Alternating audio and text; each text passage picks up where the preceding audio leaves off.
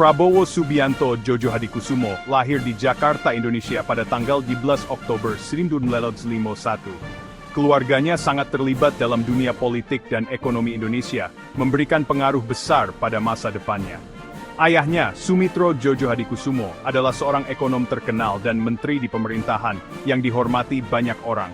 Kakeknya adalah salah satu pendiri Bank Negara Indonesia, sebuah institusi penting di negara tersebut. Latar belakang istimewa ini membentuk kehidupan Prabowo. Namun, masa kecilnya juga diwarnai gejolak dan tantangan.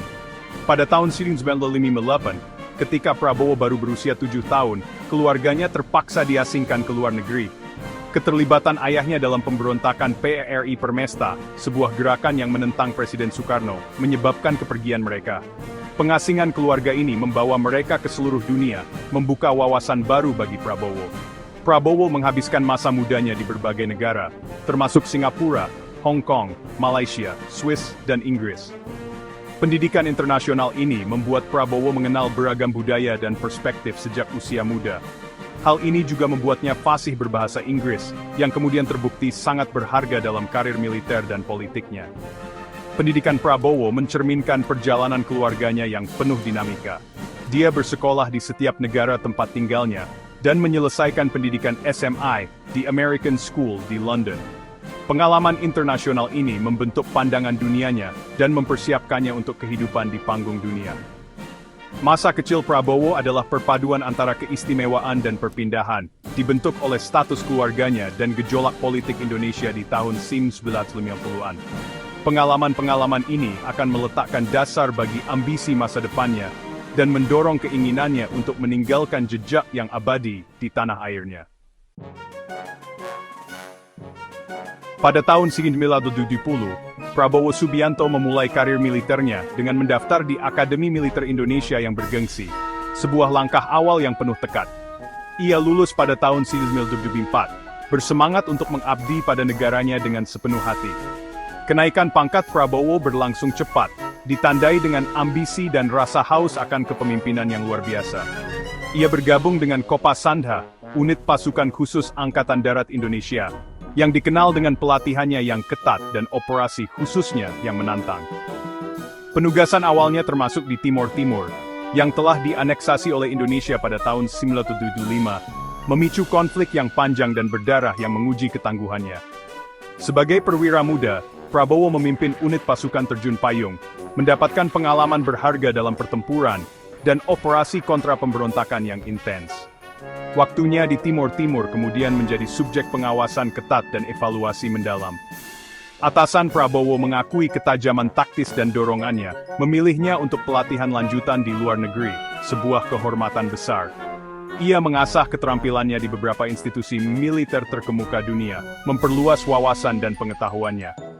Di Amerika Serikat, ia mengikuti kursus di Fort Bragg, North Carolina, dan Fort Benning, Georgia, menerima instruksi dalam taktik infanteri tingkat lanjut, kontraterorisme, dan perang psikologis yang sangat berguna. Ia juga berlatih dengan unit kontraterorisme elit Jerman, GSG-9, yang semakin memperluas keahlian militernya dan menambah pengalaman internasionalnya. Peluang pelatihan internasional ini mempertemukan Prabowo dengan para pemimpin militer dan badan intelijen dari seluruh dunia, menjalin koneksi yang terbukti berharga sepanjang karirnya yang gemilang. Dedikasinya pada keunggulan militer dan jaringan kontak internasionalnya yang semakin luas, menandainya sebagai bintang yang sedang naik daun di dalam Angkatan Darat Indonesia. Sebuah prestasi yang patut diacungi jempol.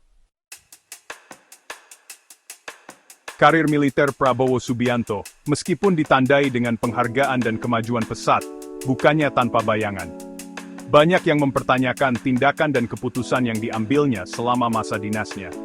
Waktunya di Timor Timur khususnya, menjadi sumber kontroversi yang signifikan, yang mengarah pada tuduhan pelanggaran hak asasi manusia yang akan mengikutinya selama beberapa dekade.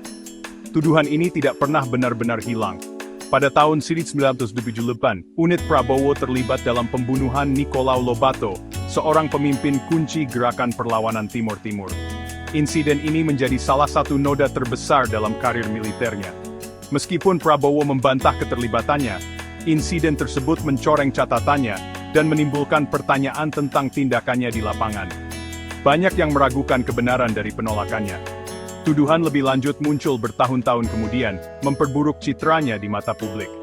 Pada tahun 1993, Prabowo dituduh berpartisipasi dalam pembantaian Kraras, sebuah operasi brutal yang menargetkan warga sipil yang dicurigai mendukung gerakan kemerdekaan Timur Timur. Tuduhan ini sangat serius dan menambah daftar panjang kontroversi. Sekali lagi, Prabowo dengan keras membantah melakukan kesalahan. Namun, banyak yang tetap skeptis terhadap klaimnya. Namun, tuduhan-tuduhan ini ditambah dengan dugaan peran unitnya dalam hilangnya beberapa aktivis pro-demokrasi pada tahun 1997 hingga 1998, melukiskan gambaran yang meresahkan.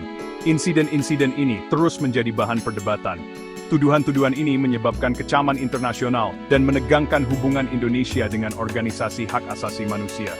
Reputasi Indonesia di mata dunia pun terpengaruh. Amerika Serikat, sekutu lama Indonesia, menjatuhkan sanksi kepada Prabowo pada tahun 2000, melarangnya masuk karena dugaan keterlibatannya dalam pelanggaran hak asasi manusia. Sanksi ini menjadi pukulan besar bagi karir internasionalnya. Larangan itu tetap berlaku selama 2 dekade, membatasi gerak-geriknya di panggung internasional.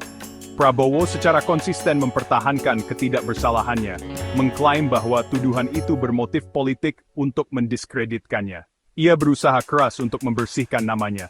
Namun, awan kecurigaan seputar tindakannya di Timur Timur akan terus menghantui aspirasi politiknya dan memicu kritik dari kelompok hak asasi manusia baik di dalam maupun luar negeri. Masa lalunya tetap menjadi bayangan yang sulit dihilangkan.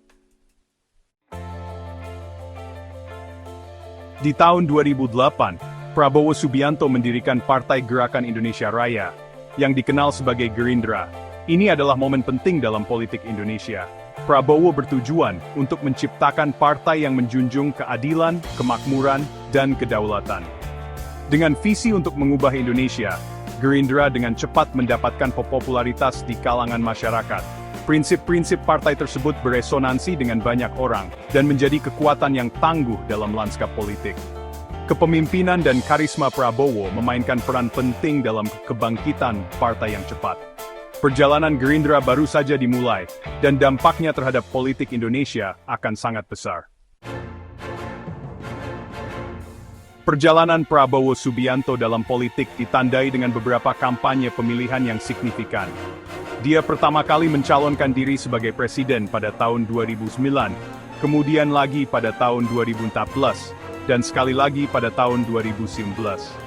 Setiap kampanye merupakan bukti ketahanan dan komitmen yang tak tergoyahkan terhadap visinya untuk Indonesia. Meskipun menghadapi persaingan ketat dan berbagai tantangan, Prabowo terus menggalang dukungan dan membangun basis politik yang kuat. Menjelang pemilihan presiden 2024, Prabowo Subianto tetap menjadi tokoh penting dalam politik Indonesia. Dengan pengalaman bertahun-tahun dan visi yang jelas untuk masa depan, ia sekali lagi bersiap untuk memperebutkan jabatan tertinggi di negeri ini. Taruhannya tinggi, dan persaingannya sengit, tetapi tekad dan pendekatan strategis Prabowo dapat membentuk hasil dari pemilihan penting ini. Kebijakan dan prioritas Prabowo Subianto selalu berpusat pada keamanan nasional, pertumbuhan ekonomi dan kesejahteraan sosial. Ia membayangkan Indonesia yang kuat dan mandiri, mampu mengatasi tantangan domestik dan internasional. Namun, perjalanannya bukannya tanpa hambatan.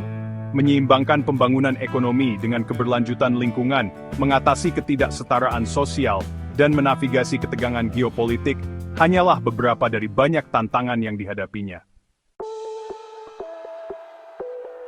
Dampak Prabowo Subianto terhadap Indonesia melampaui kampanye dan kebijakan politiknya. Pengaruhnya dapat dilihat dari cara dia membentuk wacana publik dan menginspirasi generasi baru para pemimpin. Secara internasional, Prabowo diakui atas upayanya untuk memperkuat posisi Indonesia di panggung global. Baik itu melalui peningkatan kerjasama regional atau advokasi untuk kepentingan nasional, kontribusinya terus bergema baik di dalam maupun di luar Indonesia.